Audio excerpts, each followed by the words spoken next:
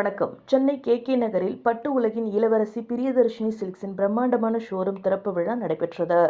இந்த ஷோரூமை எஸ்.என்.ஜே குழுமத்தின் இயக்குனர் எஸ்.என். ஜெயமுருகன் அவர்கள் திறந்து வைத்தார். விருகம்பாக்கம் சட்டமன்ற உறுப்பினர் ஏ.எம்.வி. பிரபாகர் ராஜா குத்துவிளக்கினை ஏற்றி வைத்தார். நல்லி சில்க்ஸ் நிறுவனர் பத்மபூஷன் நல்லி குப்புசாமி செட்டியார் முதல் விற்பனையை துவக்கி வைத்தார். நிகழ்விற்கு வந்த அனைவரையும் எம்.ஜி. சுரேஷ்குமார், பிரியதர்ஷினி ஆகியோர் வரவேற்றனர். அதன் பின்னர் செய்தியாளர்களிடம் பேசிய அவர்கள் தெரிவித்திருப்பதாவது: இப்பகுதியில் வாழ்கின்ற மக்கள் பயனடையும் வகையில் இந்த பட்டு ஷோரூமை திறந்து உள்ளோம்.